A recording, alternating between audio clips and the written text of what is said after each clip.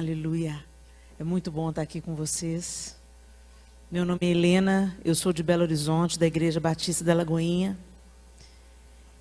E é um presente de Deus nós estarmos reunidas. Eu acredito nesse mover do Senhor que está acontecendo nos últimos tempos sobre as mulheres, sobretudo porque eu acredito que uma mulher sarada é um lar sarado. Nós temos uma habilidade dada por Deus de influenciar as pessoas ao nosso redor. Quando uma mulher está azeda em casa, tudo azeda. Quando uma mulher está triste em casa, tudo entristece. Agora, quando tem uma mulher curada, restaurada e feliz dentro de casa, quem subsistirá?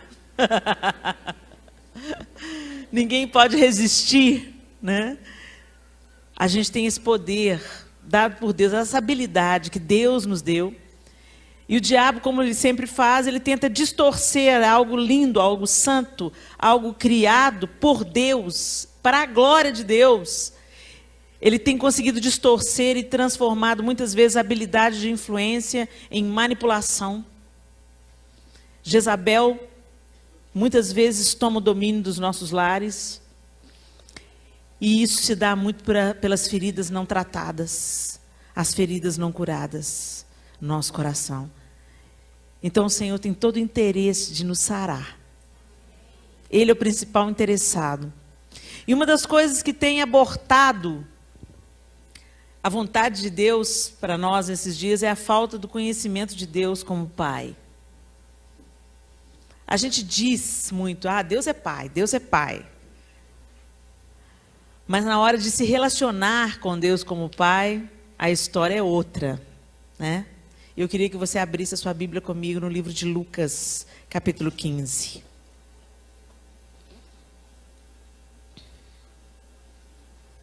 Lucas, capítulo 15.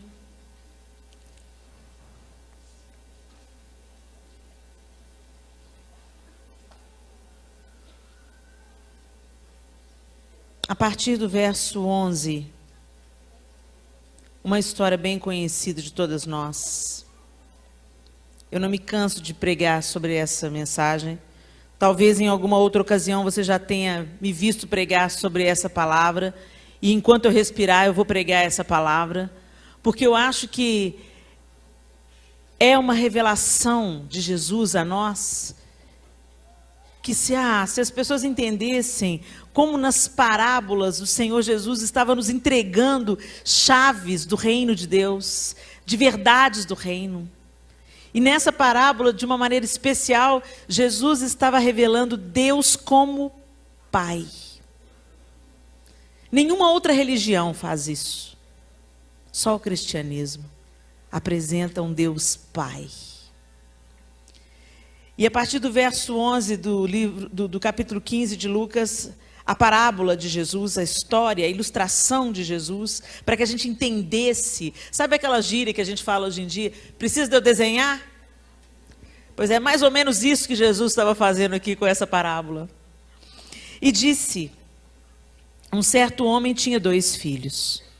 E o mais moço deles disse ao pai, Pai, dá-me a parte da fazenda que me pertence. E ele repartiu por eles a fazenda. E poucos dias depois, o filho mais novo, ajuntando tudo, partiu para uma terra longínqua e ali desperdiçou a sua fazenda, vivendo dissolutamente. E havendo ele gastado tudo, houve naquela terra uma grande fome e começou a padecer necessidades. E foi, e chegou-se a um dos cidadãos daquela terra, o qual mandou para os seus campos a apacentar porcos. E desejava encher o seu estômago com as bolotas que os porcos comiam, e ninguém lhe dava nada. E caindo em si, disse, quantos trabalhadores de meu pai têm abundância de pão, e eu aqui pereço de fome? Levantar-me-ei e irei ter com meu pai, e dir-lhe-ei, Pai, pequei contra o céu e perante ti, eu já não sou digno de ser chamado teu filho, faze-me como um dos seus trabalhadores. E levantando-se, foi para seu pai, e quando ainda estava longe, viu o seu pai, e se moveu de íntima compaixão, e correndo lançou-se-lhe ao pescoço, e o beijou. E o filho lhe disse, Pai, eu pequei contra o céu e perante ti, e já não Sou digno de ser chamado teu filho? Mas o pai disse aos seus servos: trazei depressa a melhor roupa e vestilho, e ponde-lhe um anel na mão e sandálias nos pés. E trazei o bezerro cevado, e matai-o, e comamos, e alegremo-nos. Porque este meu filho estava morto e reviveu, tinha se perdido e foi achado, e começaram a alegrar-se. E o seu filho mais velho estava no campo, e quando veio e chegou perto de casa, ouviu a música e as danças. E chamando um dos servos, perguntou-lhe o que era aquilo. E ele lhe disse: veio teu irmão, e teu pai matou o bezerro cevado, porque o recebeu são e salvo. Mas ele se indignou e não queria entrar. E saindo o pai, estava com ele. Mas respondendo ele, disse ao pai: eis que te sirvo há tantos anos, sem nunca transgredir o teu mandamento, e nunca me deste um cabrito para alegrar-me com os meus amigos. Vindo, porém, este teu filho, que desperdiçou a tua fazenda com as meretrizes, mataste-lhe o bezerro cevado. E ele lhe disse: filho, tu sempre estás comigo, e todas as minhas coisas são tuas. Mas era justo alegrarmos-nos e regozijarmos-nos, porque este teu irmão estava morto e reviveu, tinha se perdido e foi achado. Meu Deus!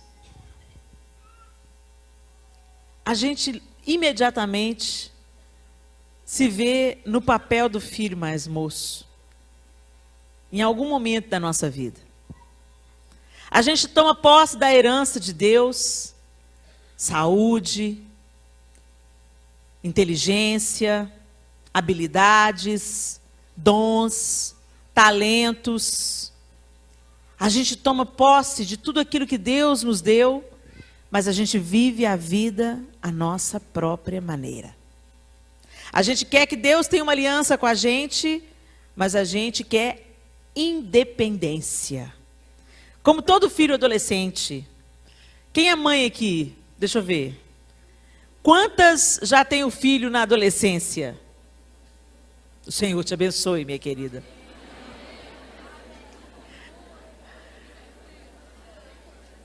E para você que não é casada, não é mãe, ou está com os filhos ainda criancinhas, é só se lembrar da adolescente que um dia você foi. O que você planta, você colhe. O fato é que o adolescente, ele tem uma sensação de que já sabe tudo na vida. Que nada de ruim vai acontecer com ele. Acontece com os outros. Porque os outros são vacilão, mãe. Eu sei. A arrogância juvenil. Né? E esse rapaz aqui não fala a idade dele. Jesus ilustrou, mas disse que era o filho mais moço. E eu fico imaginando esse rapaz assim com seus 17 anos. Minha imaginação. É bem típico, né? Quero viver minha vida. Me dá aí a grana que eu estou sartando fora. Eu quero ter independência. Eu quero ter as minhas próprias experiências, pai. Me deixa respirar. Me deixa viver. E às vezes a gente age da mesma forma com Deus. A gente quer respirar. A gente quer viver. A nossa própria maneira. E a gente vai em Deus como os filhos adolescentes vêm nos pais. Como se fosse um banco. Um caixa eletrônico. É só você usar, no caixa eletrônico você usa o cartão, com o pai e com a mãe você usa as palavras certas. E dá uma facada básica, né? Mas a gente faz a mesma coisa com Deus. Então é fácil a gente se identificar com o filho mais moço. Quantas vezes a gente chega para Deus vasculhando os bolsos de Deus? O que você tem para mim aí, Deus? Tem cura aí? Tem poder aí? Tem milagre aí? Você nunca se lembra de Deus quando está tudo bem, mas você se lembra de Deus quando a coisa está difícil. Quando a coisa começa a entornar, aí você corre para Deus. Você nunca tem tempo para parar na presença de Deus, mas quando a coisa arrocha, você arruma um jeito. Aí faz jejum, oração, e você vasculhar os bolsos de Deus. É o gênio da lâmpada, né? Você esfrega direitinho e ele vai te conceder 3 pedidos. Mas Deus não é o gênio da lâmpada, ele é pai. E esse menino pediu a parte que cabia a ele na herança. Já começou errado. Tomar posse de uma herança com o pai vivo é maldição. Jesus sabia o que ele estava ilustrando. Em que contexto ele estava contando essa história. No padrão judaico, você reivindicar uma herança com o pai vivo era desonrar o pai. Ele não estava nem aí, esse garoto. E a gente acha que ele é o vilão da história, né? Mas como nós somos próximas dele? Como nós nos identificamos com ele? Agora, em nenhum momento, no desenho de Jesus, ele desenha um pai que argumentou com o filho. Não, filho. O que você vai querer fazer com esse dinheiro, garoto? Você é novo demais, não vai rolar, não. Quem ama dá limite, né? Mas esse pai deixou ir. E a gente pensa assim, gente, não é comum. Eu penso, pelo menos, não é comum. Principalmente quem estuda um pouquinho a cultura judaica, né? A ascensão e o poder que o pai tem sobre os filhos, a disciplina, a autoridade. E esse pai não questionou. Você quer? Toma aqui. E poucos dias depois ele, pegou tudo que recebeu, caiu no mundo. E às vezes a gente pensa que cair no mundo, quando a gente olha para esse garoto, chutou o balde. Foi para a balada, foi para as drogas, foi para a prostituição. E aqui está falando que ele desperdiçou sua riqueza, sua herança, dissolutamente. Desperdiçou. Vivendo meia boca, vivendo de qualquer jeito. Vivendo com causas menos nobres. E a gente pensa, pecou. Mas às vezes a gente pensa que desperdiçar o nosso talento é ir para a prostituição e para a balada. Tem gente que está fora da casa do pai, frequentando a igreja todo domingo. Você vive a sua própria maneira. Você toma as suas decisões. Você escolhe os seus relacionamentos. A Bíblia é apenas um amuleto que você abre no Salmo 91 e deixa em cima da mesa.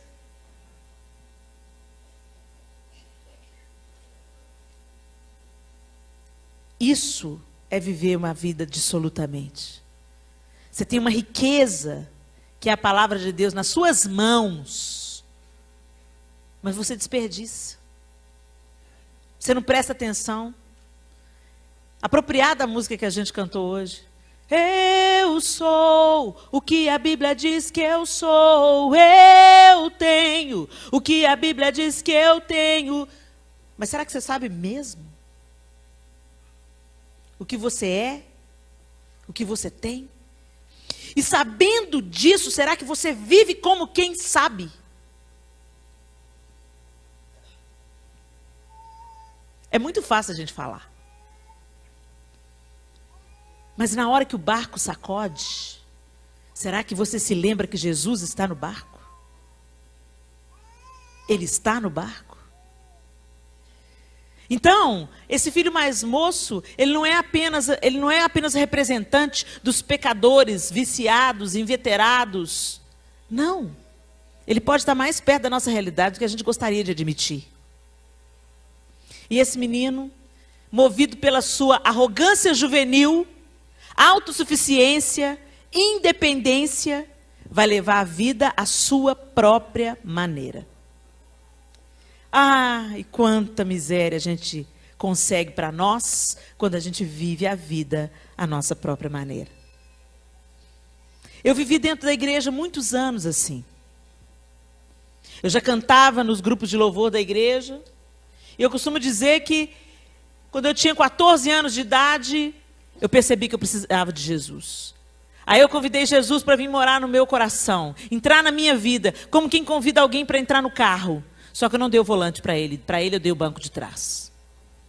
Entra aí, Jesus, eu preciso tanto de você na minha vida. Entra aí, fica à vontade. Pode sentar aí no banco de trás. Deixa que eu sei muito bem o que eu estou fazendo, já sei dirigir, tenho carteira. Eu dirijo, eu governo a minha vida, eu tomo as minhas decisões, eu sei o que é melhor para mim. E aí, quando eu não aguentava mais entrar em beco sem saída, ele bateu no meu ombro e disse: Helena, dá o volante. Mas a gente continua discorrendo sobre essa palavra. E uma coisa que me chama a atenção aqui é que a ficha caiu. A ficha sempre cai. Mais dia, menos dia.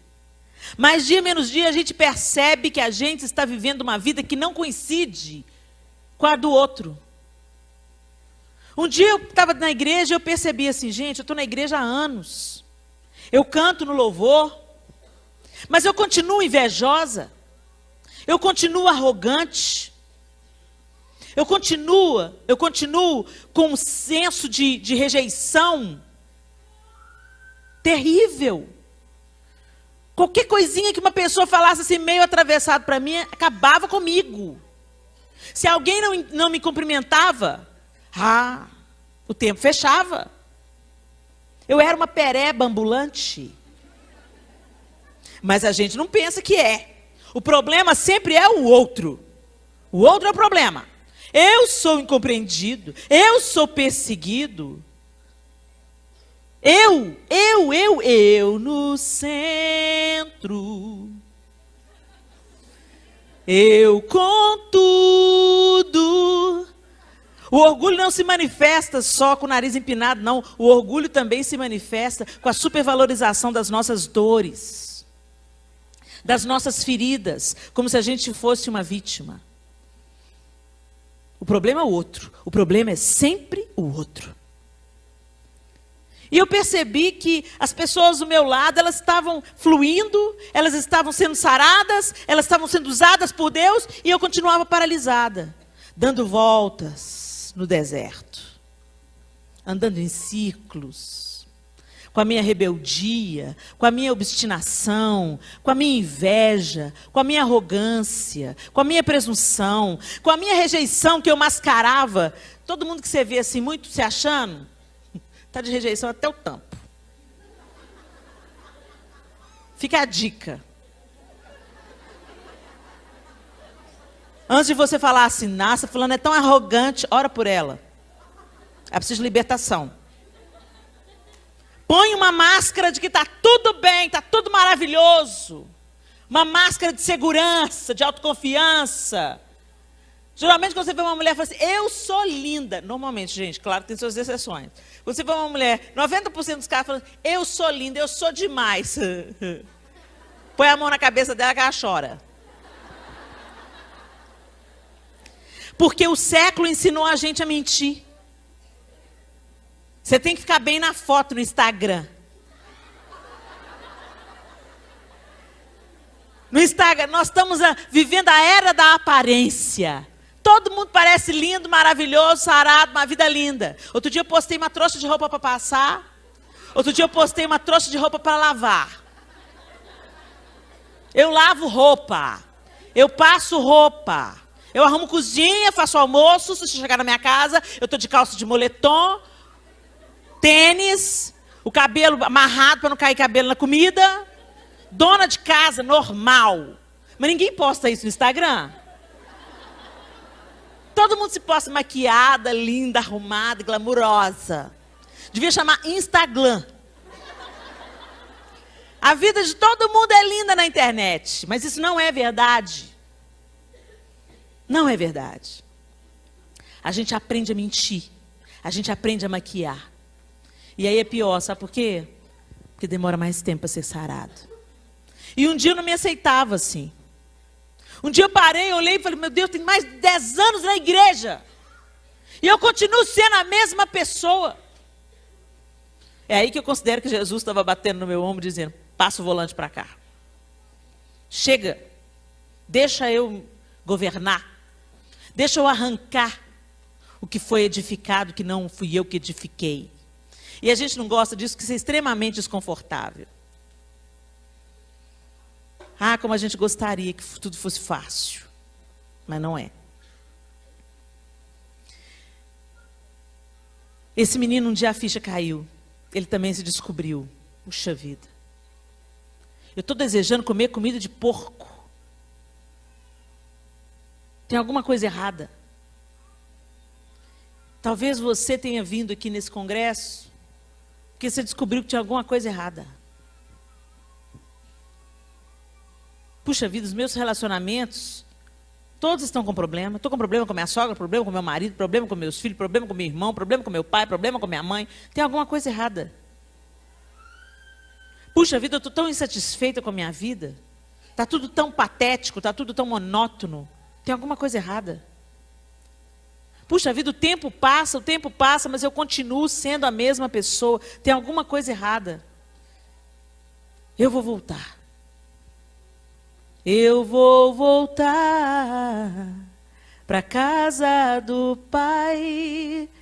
Eu quero o favor dos braços do meu Pai. Só que esse menino pisou tão feio na bola que ele falou assim, ensaiou o discurso. Vou chegar para o papai e vou dizer, Pai, pequei contra o Senhor. Ele ensaiou e disse o que ele se prometeu dizer. A historinha de Jesus diz que ele levantou-se, foi para o seu pai. E quando ainda estava longe, viu seu pai. Eu fico imaginando, por que Jesus ia contar essa história dessa forma? O que Jesus está querendo dizer nas entrelinhas? Que mesmo quando o garoto estava longe dele, os olhos do pai aguardavam a sua volta. É tão interessante que não fala que o pai saiu à busca do filho. Não é interessante isso? Mas que os olhos dele estavam na estrada, estavam.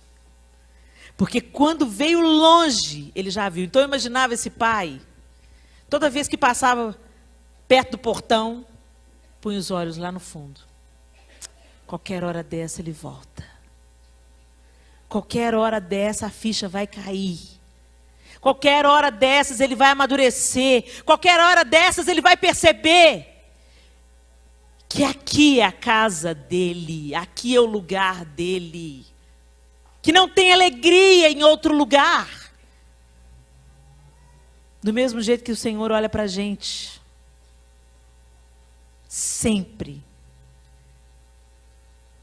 Sempre, mesmo quando nós estamos distantes. O olhar de Deus nos aguarda. E quando Ele vê de nós uma mínima inclinação para voltar para Ele, Ele vem ao nosso encontro. Você dá um passo e Ele percorre o resto do caminho por você. E Ele não só percorre o resto do caminho por você, Ele se lança ao seu pescoço, te beija. Vocês estão ouvindo o que eu estou ouvindo? Que manifestação foi essa?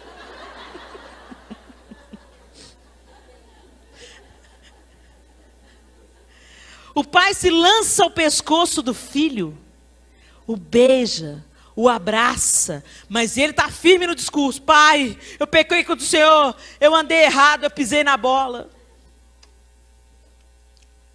Mas o pai não quis nem ouvir, não quis nem saber. Mandou que trouxessem uma roupa nova.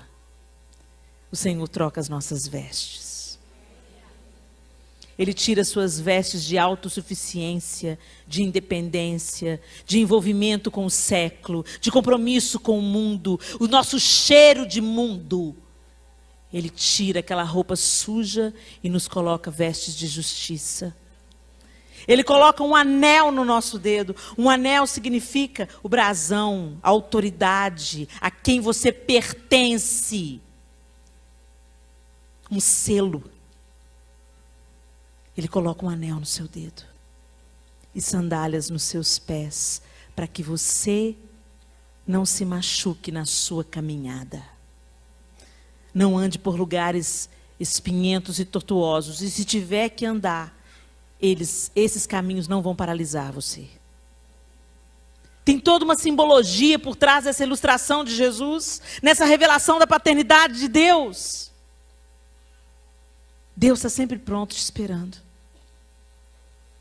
Deus tem roupas novas para te dar, um anel para colocar no seu dedo, para restituir a sua honra. Deus quer calçar os seus pés com sandálias, tirar dos seus pés as sandálias arrebentadas e poeirentas pelos caminhos por onde você andou. Quer calçar os seus pés com o evangelho da paz. Mas o que me chama mais a atenção nessa parábola não é a trajetória do filho mais moço. É a trajetória do filho mais velho. O pai deu uma festa para o filho mais moço. Ele estava esperando o retorno do garoto, e o garoto voltou são e salvo. Ele não se perdeu como tantos se perdem. Ele não morreu longe do Senhor, como acontece com tantos. Deu tempo dele voltar para casa, e o pai se alegrou com isso. E estava reconstruindo e dando uma festa para esse garoto, quando o filho mais velho chegou em casa. E o filho mais velho chegou de onde, gente, que a parábola diz? Do campo. O filho mais velho estava trabalhando para o papai. Que menino joia. Que menino justo. Que menino bom.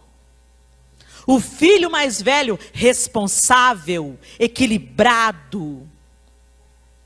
Ele não saiu, ele não colocou uma mochila nas costas com a imaturidade dele, foi viver a vida independente do pai. Não, esse menino é brilhante. Ele ficou em casa.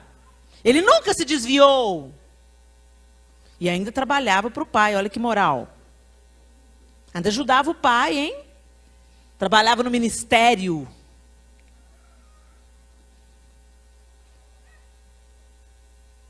Ele estava no campo.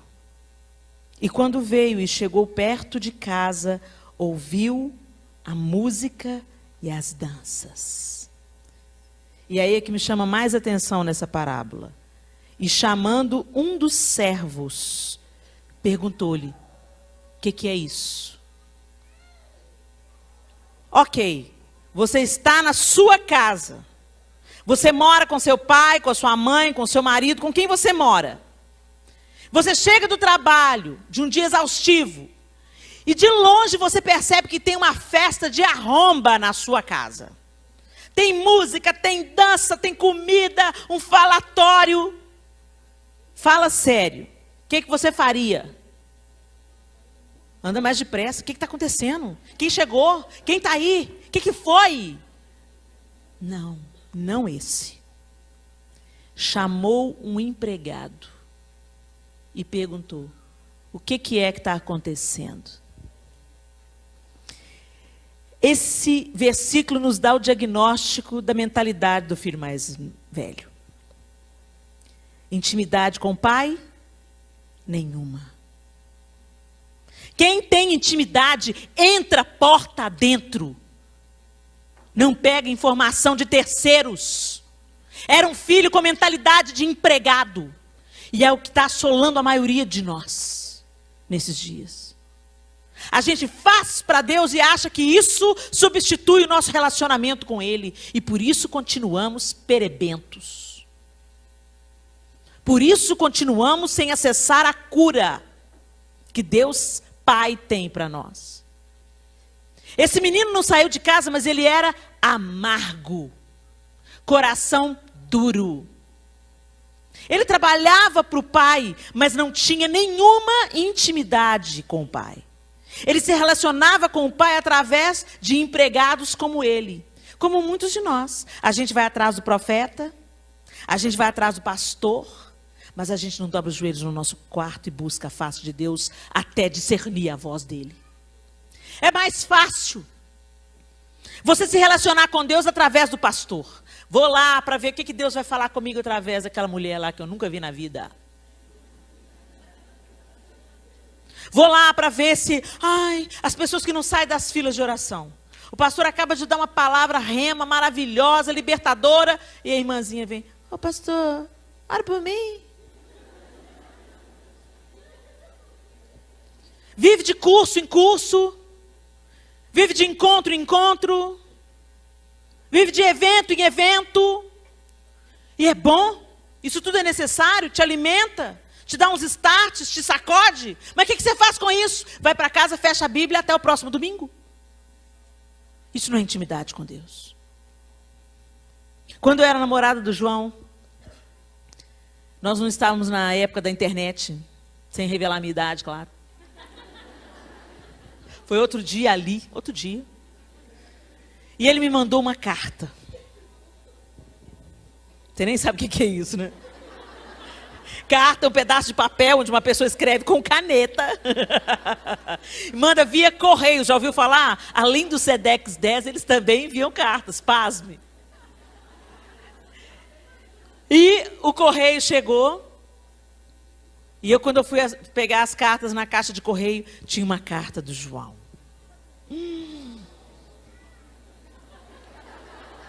E eu cheirei a carta e a carta estava cheirosa. E aí eu chamei minha mãe e falei assim, mãe, a carta do João, lê para mim. Vocês acham que eu fiz isso? É claro que não. Eu pus a carta no peito, secretamente, corri para o meu quarto, tranquei a porta, me joguei na cama, abri a carta e li, e cheirei, e reli, e cheirei, e reli. E virei de barriga para cima. E ai, que amor. E queria imaginar entre as entrelinhas o que ele queria dizer com aquilo. Quando a gente ama alguém, a gente lê as cartas de amor. Mas você não lê a Bíblia. Você pede para o pastor ler para você. Pastor, lê aí para mim. Me explica aí, o que ele está falando? A gente sempre quer se relacionar com Deus através de terceiros. O outro é importante no processo, porque foi Deus quem instituiu a igreja. Líderes, pastores e mestres. Glória a Deus pela vida de cada um deles. Ai de nós se não fosse eles. Mas Deus quer que você fale com Ele. Porque Ele tem coisas que Ele quer dizer a você. A minha cura começou aí. Houve um momento de ministração sobre a minha vida. Mas a pastora Zenete, que é quem me acompanha até hoje, dizia, Helena, volta para o seu quarto. Vai conhecer o seu Deus. E aí a gente entra para o quarto e com aquela cara de tacho, de quem pouco tem intimidade, e a gente fala, e aí Deus, tu sabes, né? Ele sabe, mas Ele quer te ouvir. Isso é relacionamento. Você fala e você escuta. Mas como eu vou saber se é Deus que está falando, Helena? Só você pode descobrir isso. Quando Ele falar, você vai saber que é a voz dEle. Não tem nada que se compare. Mas talvez você já caminhe há anos na igreja e não conheça a voz de Deus. Por isso que você continua ferida. Por isso que você continua presa no passado. Por isso que sua vida não flui. Por isso que seus relacionamentos estão frustrados. Por isso que seu coração está azedo. Por isso que você está amarga. Porque você não conhece a fonte da doçura. Está diante de você. Rios de águas vivas estão jorrando dessa fonte.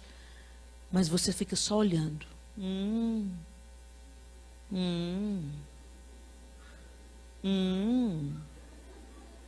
É bom? É bom. A gente se relaciona com Deus como esse menino mais velho. Chama o empregado, chama o pastor, chama o profeta, chama o missionário. O que está acontecendo? E o empregado relata para ele. Veio teu irmão e teu pai matou o bezerro cevado porque o recebeu são e salvo.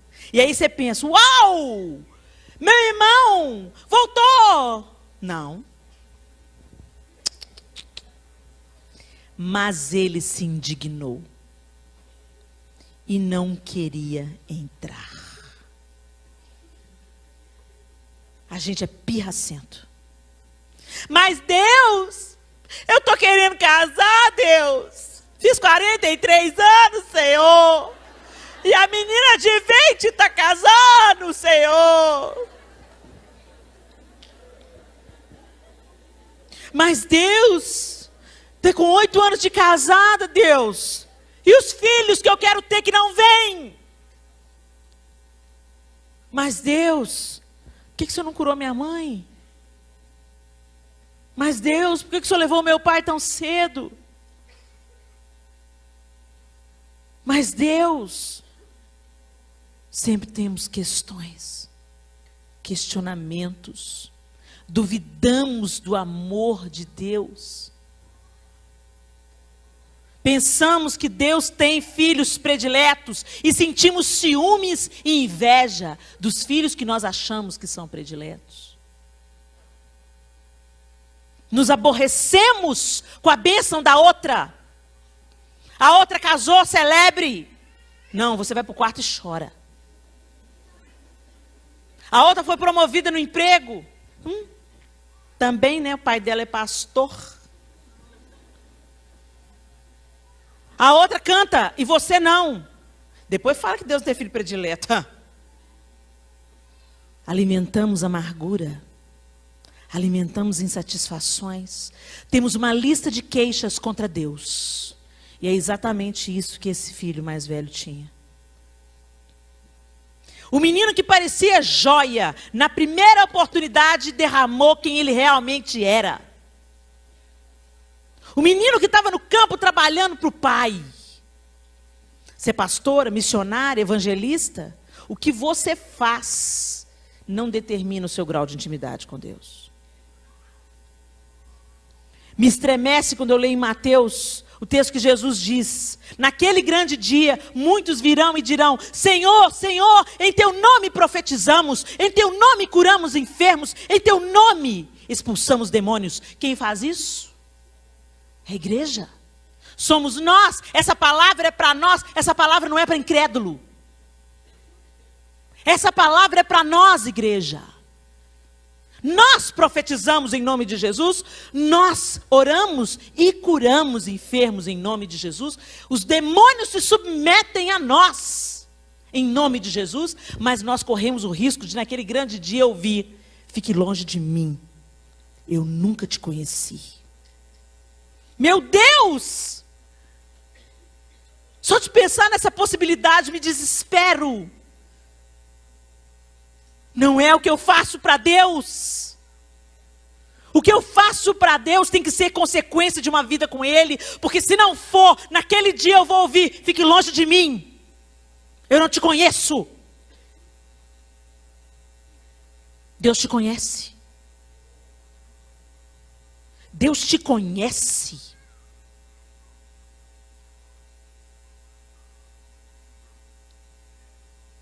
Conhecer e ser conhecido. É disso que se trata. Não se trata de fazer para ser aceito. O que tinha que ser feito para nós sermos aceitas já foi feito na cruz. A obra foi completa. Mas nós ainda acreditamos que podemos fazer barganha com Deus. Não, eu vou viver direitinho. Eu vou fazer tudo direitinho, eu vou trabalhar na obra, eu vou falar da palavra, eu vou profetizar, eu vou curar, eu vou expulsar demônios, e daí? Esse garoto estava na fazenda do pai, estava trabalhando para o pai, mas não conhecia o pai que tinha. E o pai, o mesmo que foi atrás do filho mais moço, olha aí Jesus revelando mais uma vez a disposição do coração de Deus em relação a nós. Ele saiu de casa e instava com o filho, insistia com o filho, conversava com o filho, tentava convencer o filho, como tantas vezes Deus tenta nos convencer. Vem para mim, vem passar tempo comigo. Tem coisas que eu quero falar com você, tem coisas que eu quero fazer por você, mas você está tão ocupado fazendo a minha obra. Vem, entra, é seu irmão. E o pai estava com ele. Mas respondendo ele, disse ao pai: olha isso que Jesus está nos contando aqui, gente. Eis que te sirvo há tantos anos, sem nunca transgredir o teu mandamento, e nunca me deste um cabrito para alegrar-me com os meus amigos. Agora volta comigo lá no início da parábola. Olha no versículo 12. E o mais moço deles disse ao pai: Pai, dá-me a parte da fazenda que me pertence. E ele repartiu por eles a fazenda. Quando o filho mais moço recebeu a parte dele, o mais velho também recebeu. Que história é essa de eu estou aqui te servindo, o senhor nunca me dá nada? Que história é essa? Nós recebemos a nossa porção. Às vezes você está insatisfeita com a vida do outro. Olha para as suas mãos. Tem um estudo científico que prova que a maioria das pessoas só percebe o quanto eram felizes quando perdem alguma coisa. Você só descobre como sua mãe era maravilhosa quando ela morre. Você só percebe a falta que seu pai faz quando ele vai embora. Você só percebe que o seu marido, apesar de toda a adversidade, era um homem bom quando ele te deixa por outra mulher. A gente está com a bênção na mão, mas de olho na bênção do outro. O que o outro tem? O que o outro está recebendo? O que o outro ganhou? Qual é o dom do outro? Olha para a sua mão, mulher. Deus te deu algo. Deus te deu possibilidades. Mas você resolveu pôr a lupa e potencializar tudo que está dando errado na sua vida. Enquanto você fizer isso, não tem cura para você. Cura começa pelo arrependimento e pela gratidão. Entrai por suas portas com ações de graça, e nos seus átrios com hinos de louvor. Rendei-lhe graças e bendizei-lhe o nome, porque o Senhor é bom, e a sua misericórdia dura para sempre, e de geração em geração a sua fidelidade. Deus é bom, Deus é bom, Deus é bom, Deus é bom, Deus é bom, Deus é bom. Ele não nos deve nada. Tudo que ele tinha que dar, ele já deu. Senhor, mas se o Senhor me ama mesmo, manda profeta ligar para mim agora, Jesus. Mas a palavra de Deus diz: mas Deus prova o seu amor por ter Cristo morrido na cruz, sendo nós ainda pecadores. Mas você não se lembra disso, porque você não lê a Bíblia.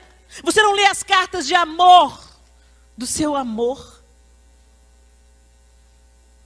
Você se relaciona com Deus através de outros empregados. Você não para na presença de Deus.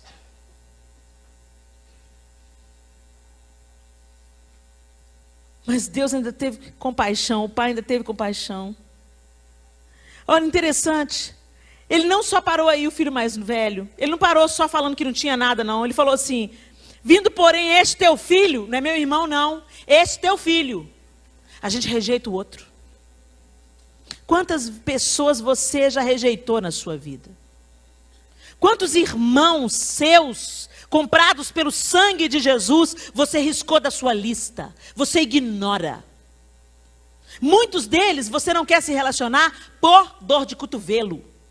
Porque você consegue chorar com quem chora, mas você não consegue se alegrar com aqueles que se alegram. Isso mostra como é que o nosso coração está podre, azedo, estragado. Vindo esse seu filho que desperdiçou a sua fazenda com meretrizes. Quem falou que o menino desperdiçou com meretrizes? O que esse menino sabia? O que o irmão mais velho sabia da vida do outro? Naquela época não tinha Twitter. Não tinha fofocas gospel. O site de fofocas gospel. Como é que ele ficou sabendo? Não tinha telefone, não tinha fax, não tinha telegrama. Como é que esse menino, com que ousadia que ele falou que ele desperdiçou o dinheiro com meretrizes? O que ele sabe? Nós somos assim. Acusamos os outros. Ficou sabendo quanto fulano está cobrando para ministrar? Um absurdo. Já sentou com ele?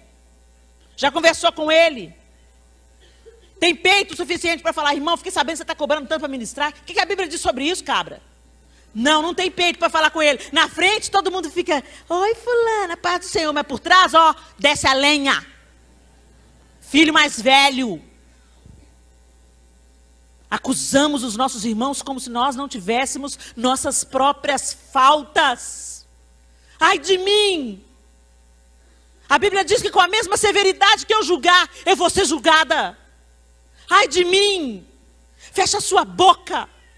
Ao invés de ficar fritando os líderes, a milanesa.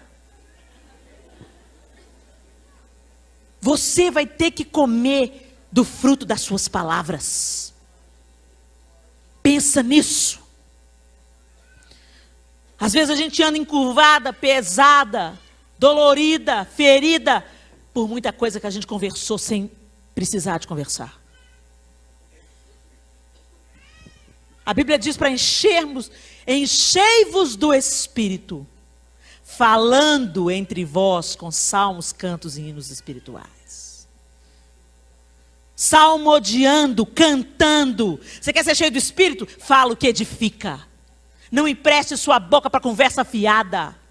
Tenha nos seus lábios um cântico de gratidão. E você vai ver se sua vida muda ou não muda. A gente se mantém no deserto pelo nosso muito falar. Pelo nosso julgamento. Vindo, porém, este teu filho que desperdiçou a tua fazenda com as meretrizes, mataste-lhe o bezerro cevado. E aí o pai disse, filho,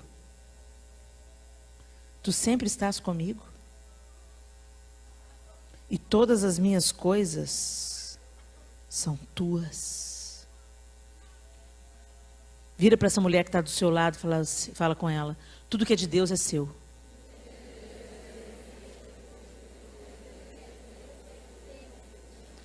Não, vocês não entenderam.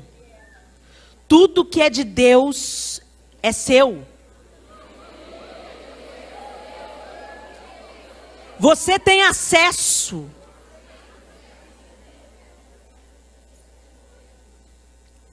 Para que Jesus veio, gente? Jesus veio para nos redimir, nos resgatar e reconstruir o elo que havia sido interrompido pelo pecado. Jesus veio para nos religar com o Pai. Ele veio para nos reconciliar. O véu do templo se rasgou de alto a baixo. O que significa isso? Que você não vai precisar mais do sacerdote para entrar no Santo dos Santos no seu lugar. Você entra. Jesus reconstruiu a ponte, deixou a porta destrancada e te convidou. Pode entrar. A hora que você quiser, pode entrar. Está precisando de alguma coisa? Pode entrar. Algum pedido para ser feito? Pode entrar. Está precisando de conforto, consolo? Pode entrar. A porta está aberta. Mas a gente continua do lado de fora. Ferindo, sangrando, sendo feridos. Do lado de fora. O Pai vem e insta com você. Tenta te convencer. Volta. Entra. Vem bater um papo com o Pai. Tudo que é meu é seu. Não. Porque as coisas não estão do jeito que eu queria que estivessem. Porque eu descobri que meu marido me traiu. Porque minha irmã me traiu, me enganou e agora está se dando bem na vida. Não. Deus não mudou. Deus continua santo, soberano, poderoso e vencedor. Quem está se mantendo em cativeiro é você. Feche os seus olhos.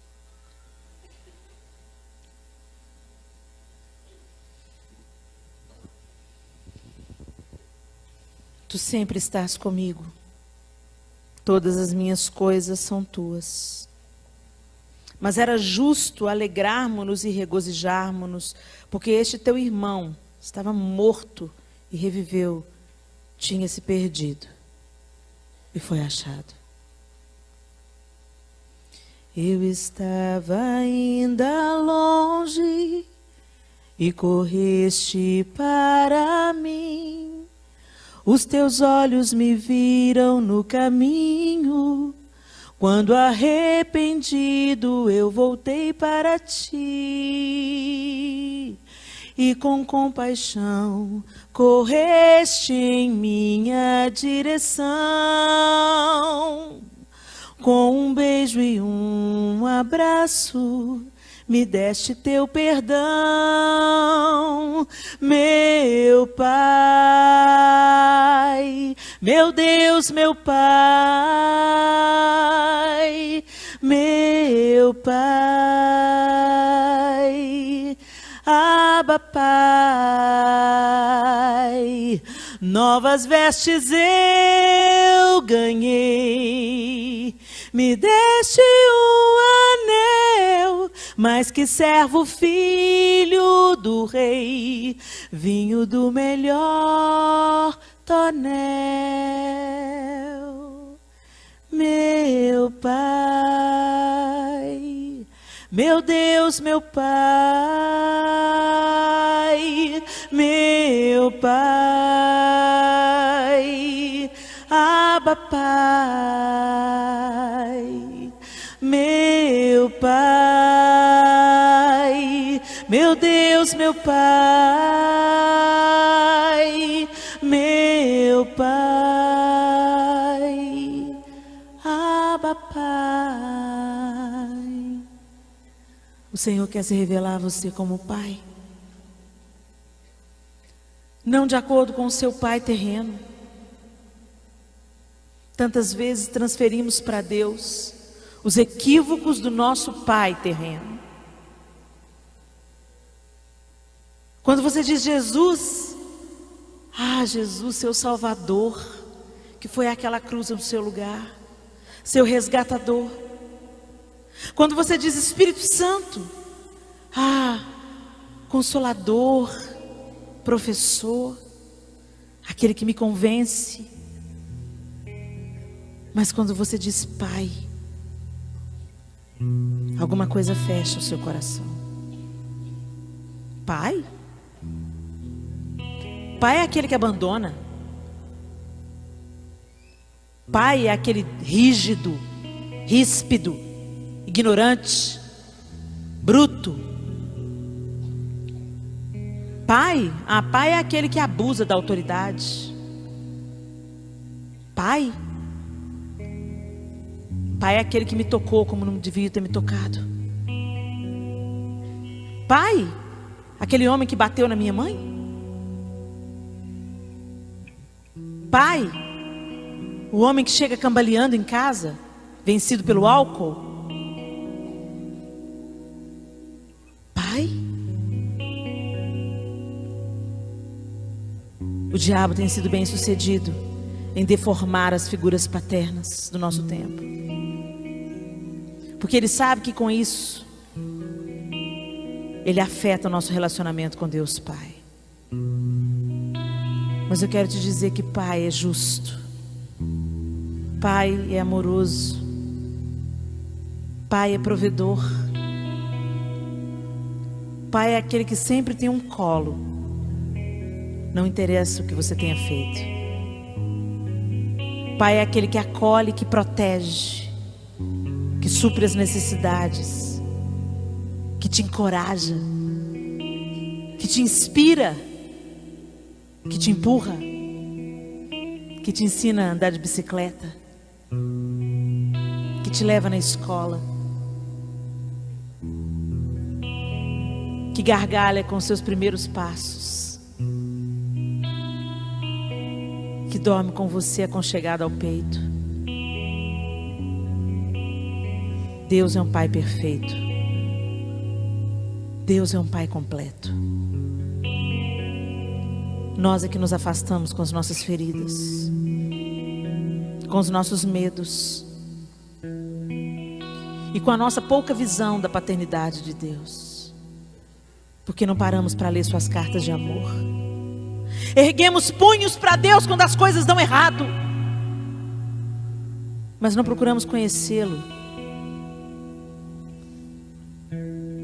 Não há cura. Não há cura em outra fonte. Deus Pai. Foi para isso que Jesus veio, para nos apresentar ao Abba. E é isso que Ele fez através dessa história. Ele contou para nós. Tem 2 filhos, 2 temperamentos, 2 decisões.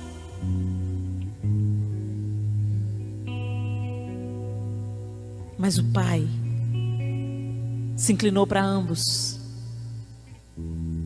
e mandou o terceiro para contar essa história e para dizer que tem esperança para nós. E a nossa esperança é nos tornarmos como o terceiro filho. Na verdade, o primogênito.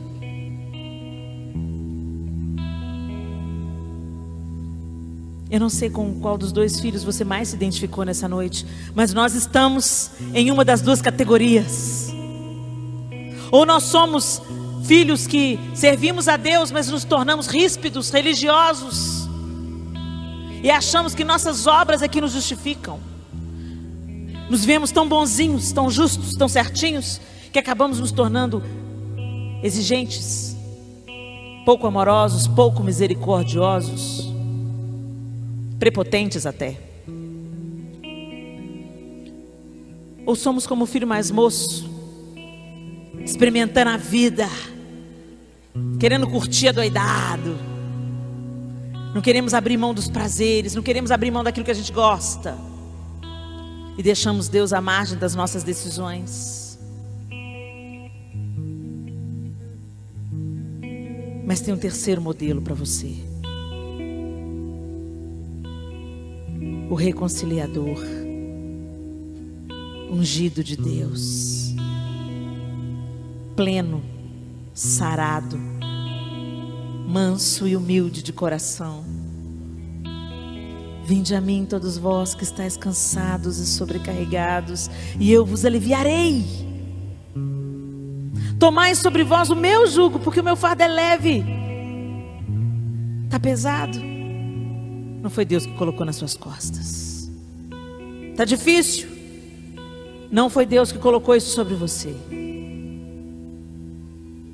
E Ele ainda nos convida: aprendei de mim, que sou manso e humilde de coração, e achareis descanso. Descanso para as vossas almas. Está pesado? Está cansada? Sua alma está cansada? Vinde a mim e aprendei de mim, que sou manso e humilde de coração.